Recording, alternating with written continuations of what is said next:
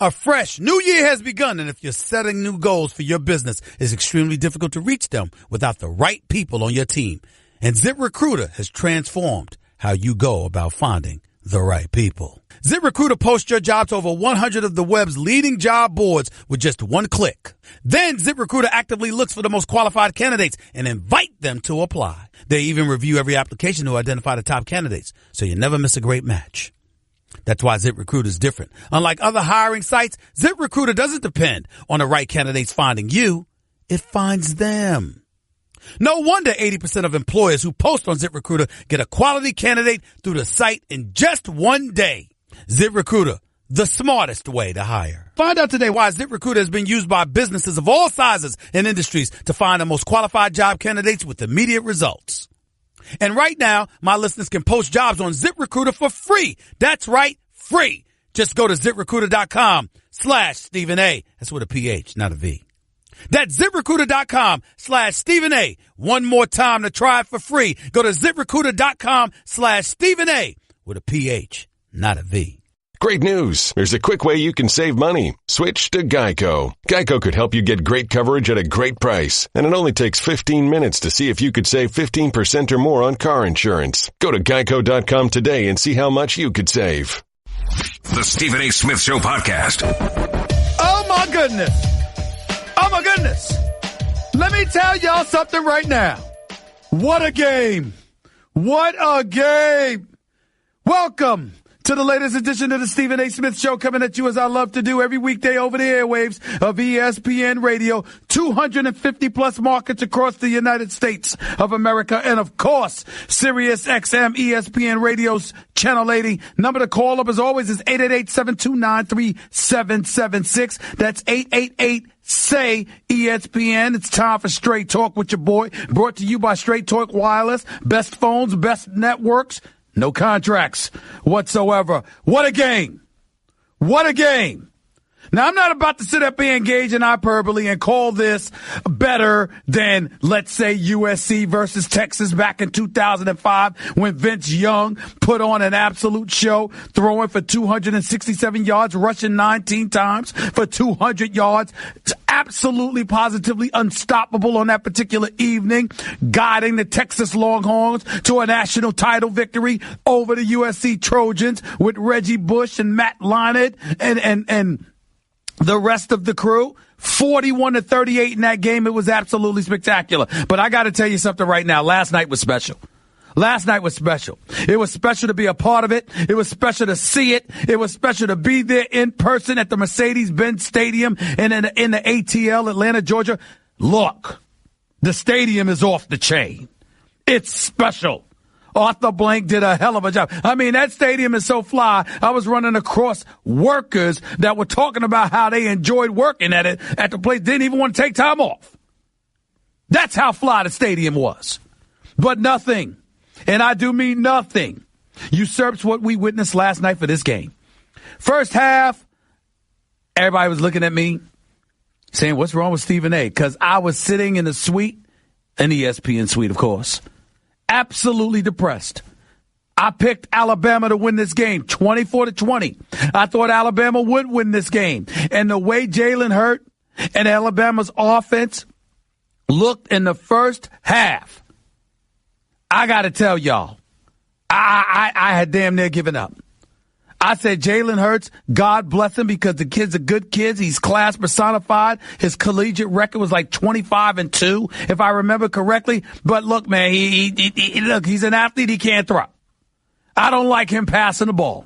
And evidently neither did Nick Saban, because he only allowed him to throw the ball 8 times. He completed 3 passes for 21 yards. Offense was getting absolutely nowhere. Georgia was beating Alabama at its own game because their defense, filled with a bunch of Rough Riders, was all over Alabama. I forgot Ridley was a wide receiver for the Alabama Crimson Tide, because he was getting no action whatsoever. None. And then Nick Saban, being the great Nick Saban that he is, made some changes, made an adjustment. And all of a sudden, the world stopped. Figuratively speaking, of course, not literally. What I saw last night from Nick Saban himself, it was something special. It'll go down in the annals of sports for many, many years to come. There's no way around this, ladies and gentlemen. When you look at this kid, what is it, Tagovailoa? I mean, Tago from Hawaii. This dude comes into the game. He is a true freshman. All he had seen this year was mop-up duty. No real action to speak of. Nick Saban pulls the trigger and puts this young kid in to start the second half. He benched Jalen Hurts. Benched him. And suddenly, this kid is doing it up. He's running for first downs. He's making completions. He moves them down the field. He throws a touchdown pass to Ridley. And they're climbing within him. You know what? I just said to myself, hey, what can you expect? And then even when it was 2020 and they were going to overtime, you got your field goal kicker. He completely panics, goes wide left on a 36-yarder, and you're just saying, you got to be kidding me. I mean, to miss it that badly, I mean, this kid would not have been able to show his face on campus. I'm going to be nice right now, even though I got his name in front of me. I ain't going to say it. Because it would have been that hard for him to go to campus had they lost the national title because he had an opportunity to close it out in regulation. He didn't do it. We can point to some of the things that Georgia did wrong a little bit later. We can get into all of that. How Jake Fromm, the ball was taken out of his hands. Last 6 possessions, he only threw the ball 6 times, only completed 2 passes. We could get into all of that. We could get into why Sony Michel didn't get the ball more to run the football. We can get into all of that. We can get into why Kirby Smart suddenly got so conservative, knowing that that's the kind of stuff that might play into Nick Saban's hands, who he was a coordinator for 11 years prior to taking the job at Georgia. We could get into all of that. But one inescapable reality is that last play that was a 41-yard touchdown catch by this kid Smith. And here's the reality of the situation. If you are Georgia, how do you let this kid get behind the defense? How do you allow that to happen? How is that even possible? Tagovailoa?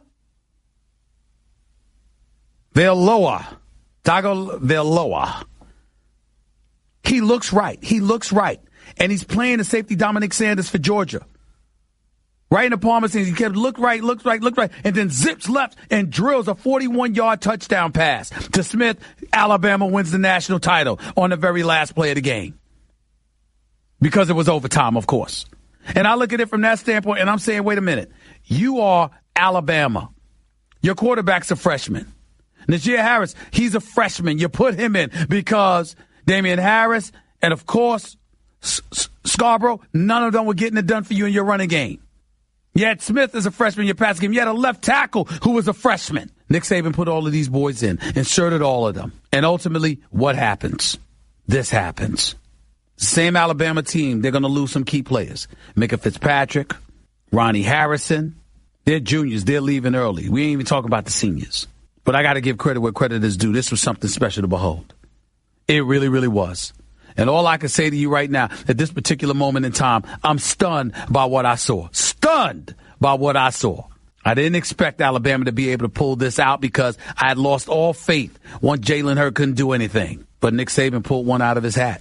And right now, he's the greatest college football coach in history. He's tied Bear Bryant all time with 6 national titles. He's got 5 at Alabama. People are contemplating whether or not he should take an opportunity, take a chance, go pro. I'd say stay. Why bother with the NFL? That would be my philosophy. But then again, I'm not Nick Saban. He might want challenges. $8.1 million in salary might not be enough. Not after watching John Gruden sign for $100 million. Even though it's 10 years, which means the salary is only $10 million, even though incentives reportedly can bump it up to $120 million. Bottom line is, Nick Saban's damn near making that amount of money now. And in complete control, and probably is the secure person in all of sports in terms of job security. Matter of fact, I think it's a legitimate question to ask. Who should be more secure in their job, Nick Saban or Bill Belichick? It would be an interesting situation to entertain. But who knows? Who knows? Straight Talk Wireless, nationwide coverage on America's largest and most dependable 4G LTE networks. This is Stephen A. Smith coming at you. Number to call up is 888-729-3776, 888-SAY-ESPN. You could ask the question, did Alabama win it or did Georgia lose it?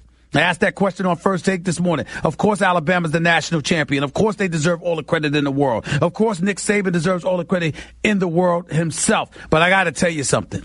Georgia had this game, and I think they blew it more than Alabama doing anything. Alabama made key stops. They neutralized who they needed to neutralize when it was time. But you had a cushion, and a freshman came in and picked you apart. And Sony Michel didn't get the ball enough. And Jake Fromm made some pivotal mistakes, which was that interception. And Alabama getting it right back after Tagovailoa ultimately made his mistake with his interception. To get the ball right back nullified everything and built the momentum for Alabama even more. Arguably, that was the play of the game. But that's just me. 888-SAY-ESPN is the number to call. 888-SAY-ESPN. That's 888-729-3776. You are listening live to the Stephen A. Smith Show on ESPN Radio. Back with more on the national championship and your calls in a minute. Don't touch that dial. Craving even more of Stephen A? Him of all people. For around-the-clock access to the man? I'm Stephen A. You can follow him on Twitter and Instagram at Stephen A. Smith and on Facebook at Stephen A. Welcome back to the Stephen A. Smith Show, ESPN Radio. Number to call up, as always, is 888-729-3776. That's 888-SAY-ESPN. Tua Tagovailoa. That is how you pronounce Tagovailoa's name. Tua Tagovailoa. That's how he pronounces his name. Tagovailoa. That's how you pronounce his name. Look, we can slice it any way we want to. What a game last night. It was something special. I didn't expect Alabama to be able to come back from that wings, but when Raekwon Davis intercepted Jake Fromm, I knew there was a chance. And lo and behold, we all saw what happened. You're in a cover 2, you're Georgia. You've got Malcolm Parrish up against Smith, no bump and running. You didn't do anything to impede him at all. Just let him blow right by you. And then after that, Dominic Sanders, free safety, the strong safety, he was frozen because Tagovailoa kept looking right. Sanders was frozen, and by the time Tagovailoa unleashed and dropped that 41-yard bomb, it was a bullet. It wasn't just some high-flying bomb and all the way up and coming all the way down. He drilled that bad boy. Sanders couldn't recover. Smith catches a touchdown. Rookie that caught 8 passes on the year, or that was his 8th catch of the year. From a rookie quarterback, a freshman quarterback that never played with the game on the line in his entire career, this entire season. Everything was garbage time. I give Nick Saban a lot of credit. I give him more credit than I give anybody because of the multitude of decisions he made in putting in the freshmen that he put in. But I also got to look at Kirby Smart, who I respect, but he got a bit conservative. I got to look at Sony Michel not getting the ball. I got to look at the Jake Fromm foolish mistake with the interception. Not just that, but the sack that he took in overtime, even though they ultimately made the field go anyway. So that nullified it. But then I also got to take into account the fact that you're Georgia. Why are you playing zone? Why are you playing cover 2? Nobody's supposed to get up top. You're supposed to watch deep routes. Alabama went 4 vertical. Sent 4 guys deep. But it's not all fly patterns. If you're Sanders, you got to know, you got to see that Smith blew by Malcolm Parrish. And you got to cover that. He was a bit too late. And, of course, the Georgia Bulldogs, a national title. 888-729-3776. That's 888-SAY-ESPN. To the phones we go. Let's go to Buddy in Tuscaloosa. You're live with Stephen A. on ESPN Radio. What's up? Hi, Stephen A. I wanted to call in. The first thing was you opened the show bragging on Mercedes-Benz Stadium. And this is something... No, hold on. What did you say? Hold on, because your mouth is too close to the phone or whatever. I couldn't understand what you were saying. What did you say? I said you opened the show by bragging on Mercedes-Benz Stadium. And I'll admit it's a really nice stand. It's probably one of the top 10 in the country, but there's some problems. I was there for the FSU game in the upper deck, and there's a point in the upper deck you can't see the video board at all because you're even with the leading edge of it. Well, you would know that. You would know that. You would know that better than me because I can assure you I wasn't in the upper deck of the stadium. So you got me there. Go ahead. So, like I say, it's nice, but I still think the nicest stadium in the country is AT&T Stadium. I mean, that is a cathedral of football. Oh, you talk about Jerry Jones' $1 billion playpen with the whole big jumbotron? Without question, there's nothing that beats that. There's nothing that beats that. That's a good point. Go ahead. But I mean, to the game, I was there in the student section. I mean, the whole place was down at halftime, just about like you said you were. And I had some friends of mine texting me saying, "What should we do? What should we do?" I said, "We've got to put Tua in." I hate it. Hold it. There were actually folks saying you got to put Tua in. Yes, they felt that way about him. Why did y'all feel that way about him? Since he wasn't seen much this year, why did you feel that way about him? Well, I'll say this: the Alabama fan base. I mean, there's been some infighting over whether we should have played Tua some more. I mean, especially going into the Sugar Bowl, there were rumors that he was going to play more. He's played limited in garbage time, but his arm, even in garbage time, I mean, you can go back and watch the film. He has made some incredible throws late in some of these typical cleanup games. But I mean, some of the games we were playing earlier in the year, we could pull Jalen at. I think there's one point we pulled him in the second quarter against somebody until he played a ton. I got you. I got to interrupt you because your signal is not that clear, but I get where you're coming from. But listen, major props to y'all. Y'all know y'all Alabama Crimson Tide because I certainly wasn't thinking about Tua. I was too busy lamenting what I was seeing from Hurts. I got to be honest with you, but thank you for the call. I appreciate that. Let's go to Mike in Massachusetts. You're live with Stephen A. on ESPN Radio. What's up, Mike? Talk to me. What's up, big fella? I'm good. Fella, listen, Georgia had him, but Saban made the changes he needed to make. My man came in the game, made a big play. And like they say, big-time players make big-time plays in big-time situations. At the end of the day, they just got out-coached. I think that they were out-coached in the second half. Kirby Smart was out-coached? I think, yes, I did. I just think Saban made the better decisions in the second half, even though they made mistakes. But at the end of the day, the kid made the big play, and Nick Saban made the adjustments he had to make, and that's how they won that game. Thank you. Appreciate it. I'm a robot vacuum cleaner, so yeah, I got one gig. I suck up dirt, so pardon my inferiority complex about Geico, who does so much more. Like, not only could they save their customers money on car insurance, but they got fast and friendly claim service too, and an award-winning mobile app. Plus access to licensed agents 24/7. Who am I kidding? I can't even do corners. Uh-oh, choking hazard. Popcorn kernels. Geico. Expect great savings and a whole lot more. You're listening to the Stephen A. Smith Show podcast. The Stephen A. Smith Show. Hour number 2 being brought to you by Pennzoil Synthetics. Taking synthetic motor oil performance to a whole new level. Make the switch to Pennzoil Synthetics today. You know, a story like this, as it pertains to the NBA and recent comments by Rick Carlisle, coach of the Dallas Mavericks, president of the National Basketball Coaches Association. It's a touchy subject because Rick Carlisle is a championship coach. He's a damn good coach. Even though Stan Van Gundy is devoid of a championship, there is no denying that he's an exceptional coach.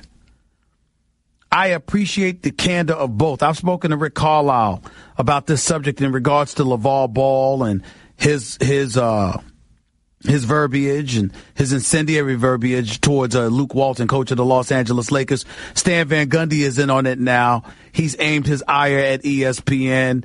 Rick Carlisle called out ESPN while calling out LaVar Ball as well, calling an article by Jeff Goodman who was with the Balls in Lithuania a disgrace and one that erodes trust because Rick Carlisle and the Coaches Association were pointing to the relationship that they have with ESPN, and evidently they have a problem with the fact that Jeff Goodman and ESPN printed this article quoting LaVar Ball, going off about Luke Walton, how he's too young and he can't coach this team, which is the Los Angeles Lakers.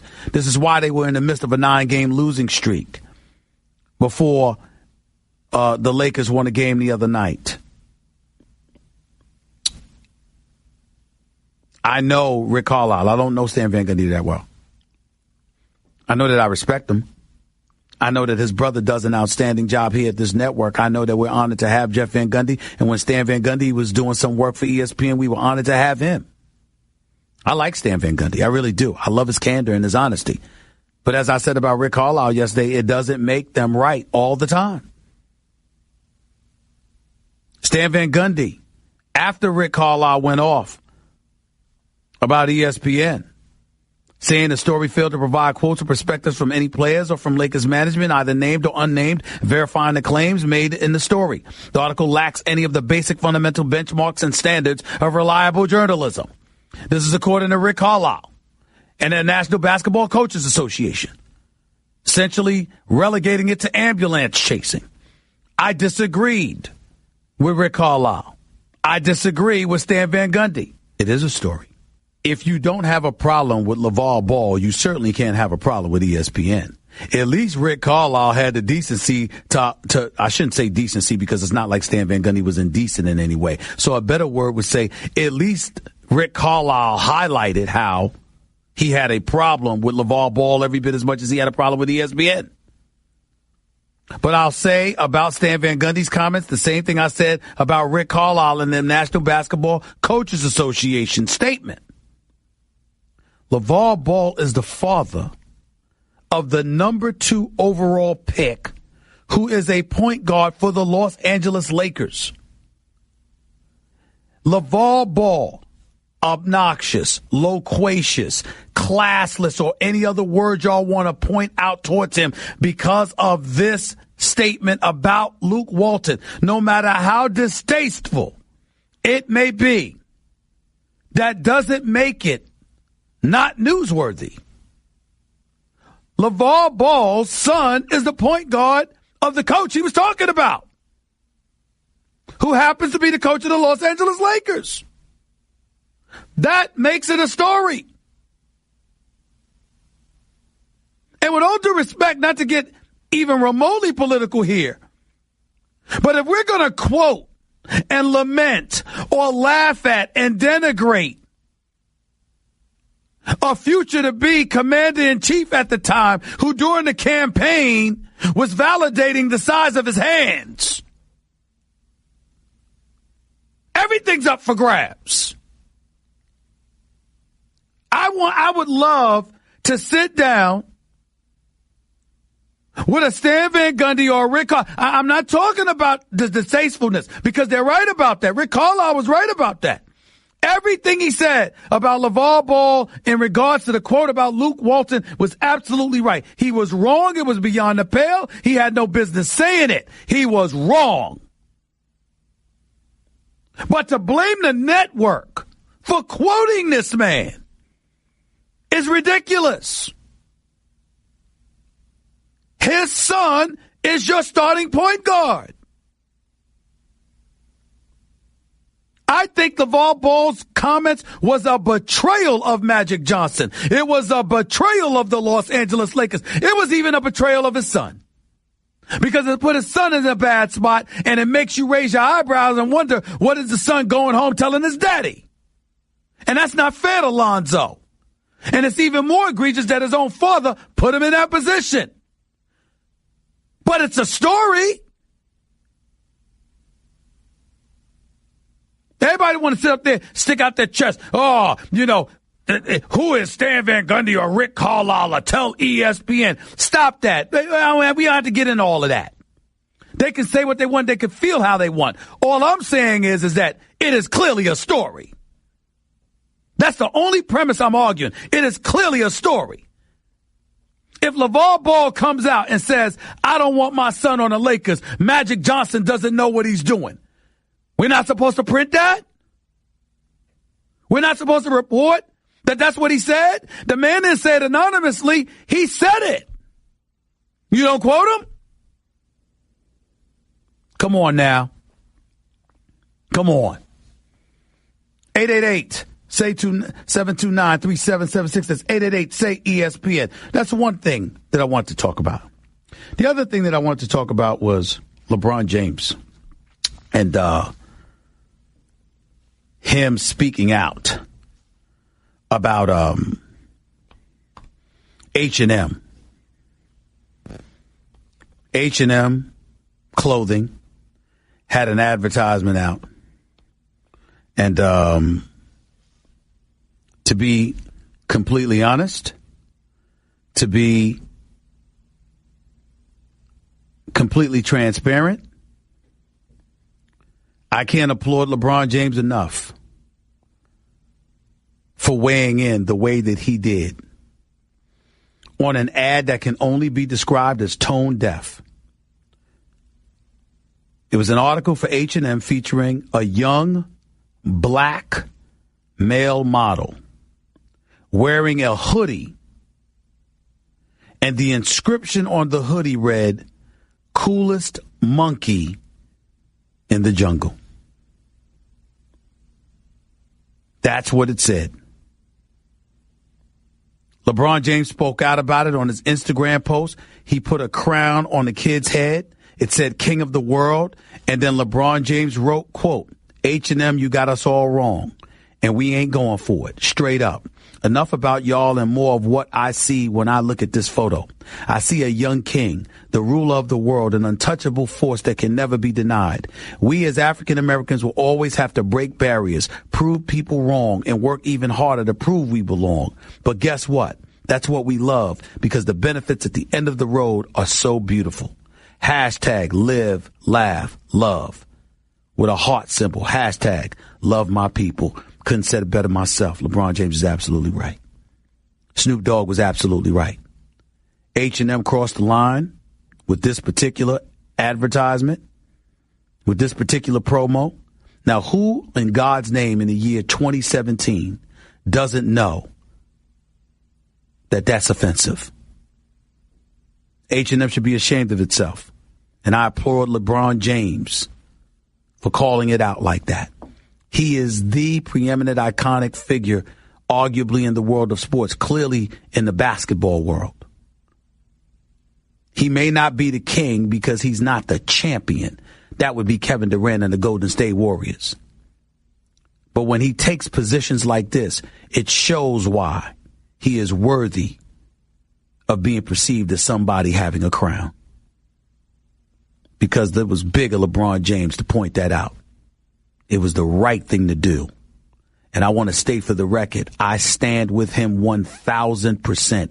That was a highly offensive promo, a highly offensive advertisement. And H&M should know better. Plain and simple. I'm not going to go any further than that. But that says it all. A little kid, little black kid at that, wearing a hoodie, coolest monkey in the jungle, and you think that's cool? Inexcusable. Absolutely, positively inexcusable. Props to LeBron James, Snoop Dogg, and others who have spoken out against this.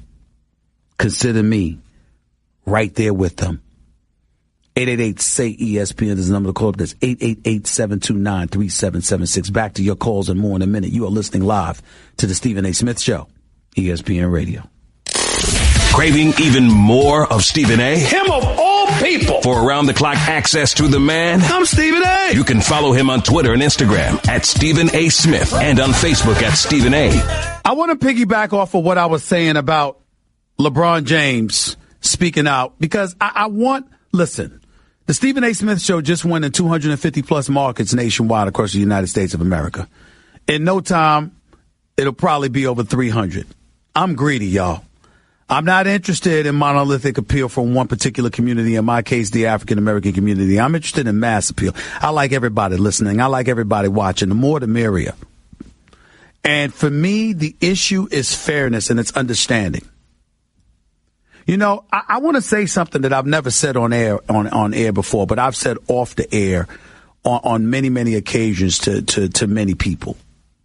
I'm not somebody that believes that because somebody may have been insensitive, racially or otherwise, that makes you a racist or anything like that. I'm not built that way.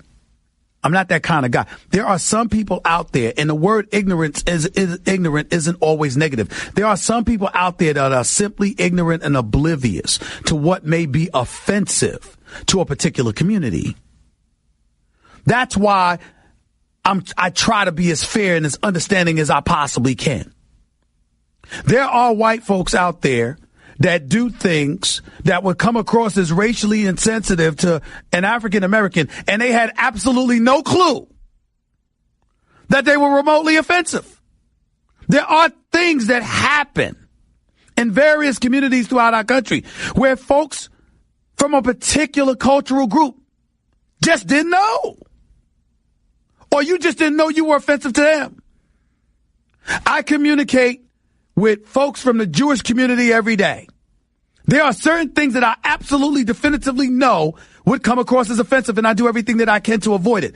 My question is, what if I made a mistake and I was offensive one day and had no idea? Would I not want them to tell me so I could make sure I didn't repeat those mistakes? Absolutely. The Latino community, the Asian American community, and beyond, we don't know.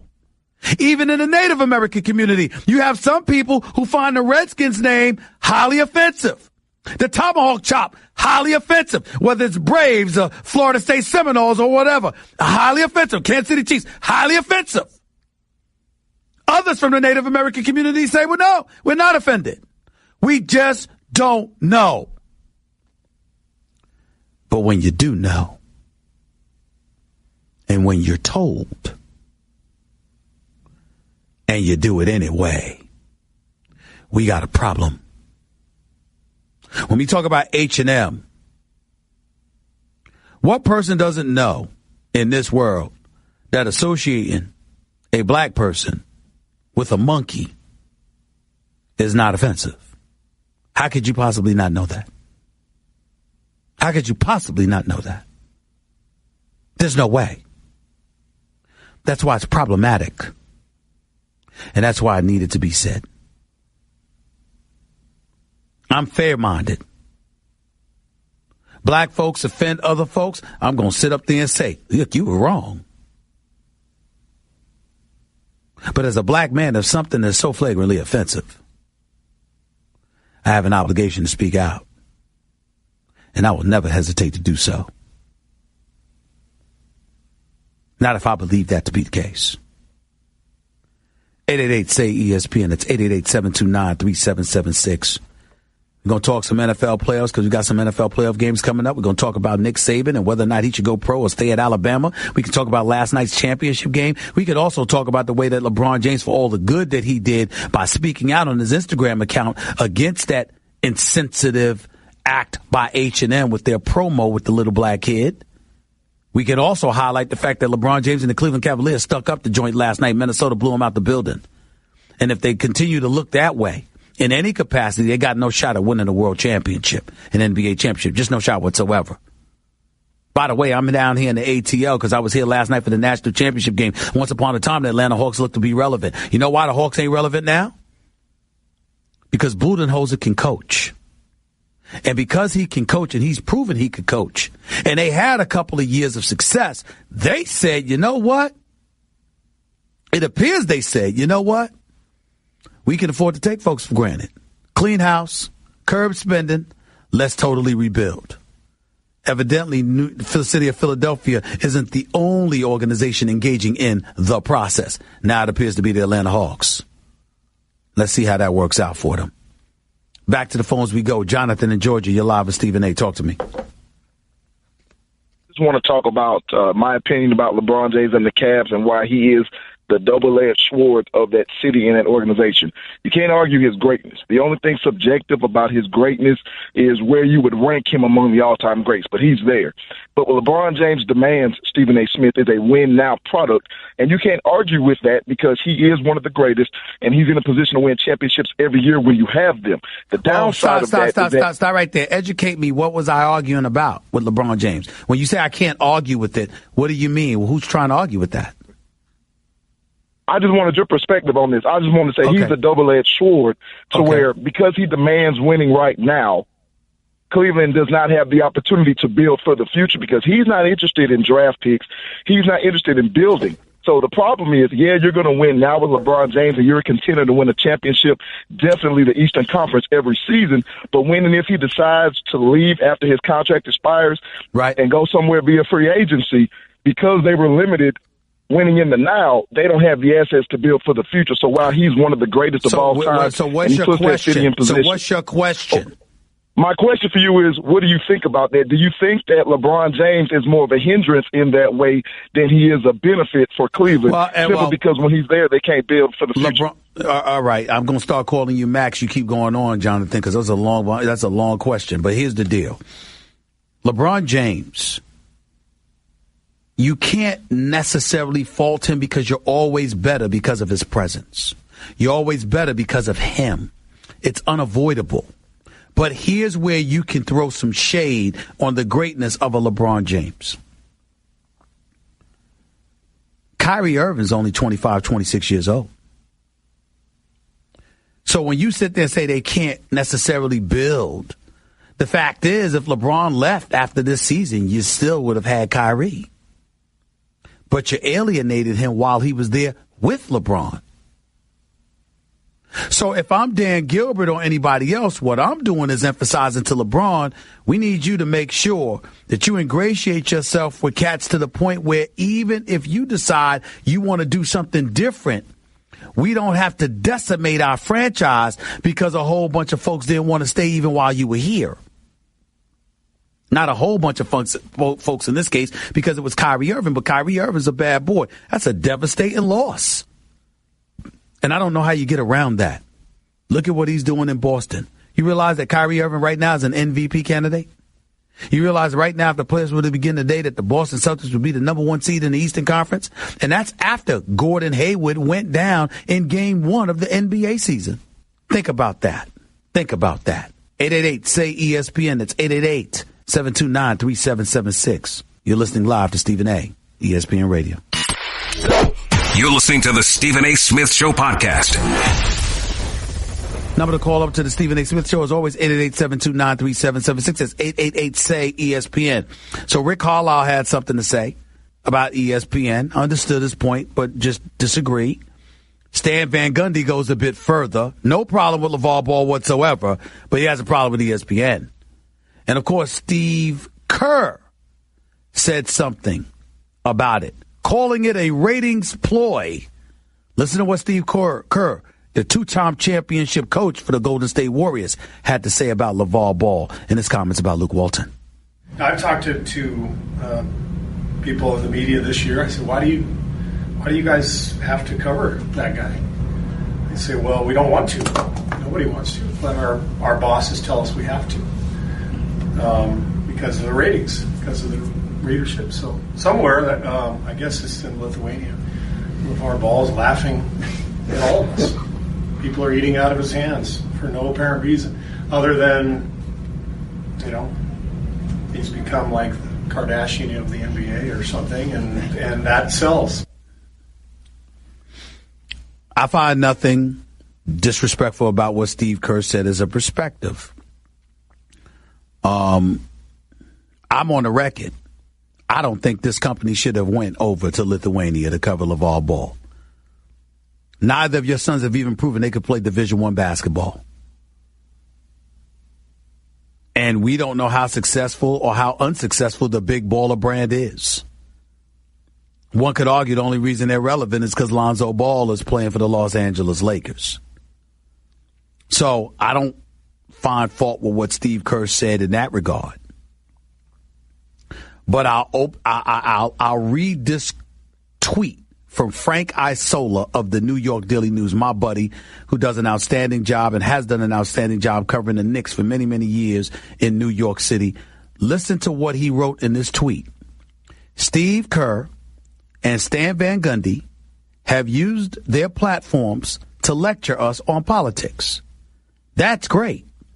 Yet they're not okay with the father of an NBA player having a platform to talk about his son's team. Question mark. Parentheses. Not an endorsement of obnoxious LaVar, but how is it different? Question mark. Seriously. Frank Isola has a point. Now, I happen to find Steve Kerr a kind, decent, gentle man who's very, very smart and obviously very accomplished. I have no problem listening to him on politics. Greg Popovich served this country honorably. I certainly have no problem listening to his comments on politics. Stan Van Gundy, smart as a whip, incredibly honest and candid, somebody I respect. I have no problem listening to him on politics. But others might. Folks who are political aficionados might. People in that genre might. Constituents of a candidate they did not support might. Did it stop them? And I don't recall any of them speaking in private. They made sure to speak in the microphones and cameras so the world would hear what they had to say. Now, are they comparable to a LaVar Ball? Of course not. Does LaVar Ball come across as classless? Yes. As far as I'm concerned, did he betray Magic Johnson, the Lakers, and even his son? Yes, he did. But he has a right to say what he had to say. And I will stand tall in telling you, you have to quote him in that regard. You have to report that. The man is talking about his son's coach. If LaVar Ball never said a word about Lonzo, but said, I don't want my son playing for the Los Angeles Lakers because I don't think Magic Johnson knows what he's doing, will we have heard from these folks? Why this insatiable appetite to come to the defense of Luke Walton? Why? Luke Walton, I think, is a good young coach. I think he should be given a chance. Magic Johnson and Rob Pelinka didn't hire him. Jim Buss did. Jeannie co-signed. If Luke Walton got fired, is there anybody that can definitively come to his defense? I don't believe he should be fired. I like Luke Walton. I want him to stay on as the Los Angeles Lakers coach. I wish him success. But if Magic Johnson made the call that Luke Walton had to go, should we be protesting in the streets? They have the worst record. They're tied for the worst record in the Western Conference. They're tied for the second worst record in all of basketball. They are a very young team. And that has a lot to do with it. But if Magic Johnson decided he wanted to go in a different direction, could we definitively fault him? So what's the uproar all about? LaVar Ball is the father of the starting point guard of the Los Angeles Lakers. As wrong, as classless, and as ridiculous as his comments were in terms of it being beyond the pale and highly inappropriate, that does not mean it's not news. It means he may very well be very distasteful. But it doesn't mean it's not news. And for Stan Van Gundy to sit up there and say he got a problem with ESPN, but no problem with LaVar Ball makes absolutely no sense. Zero. It's just a thought. It's just a thought.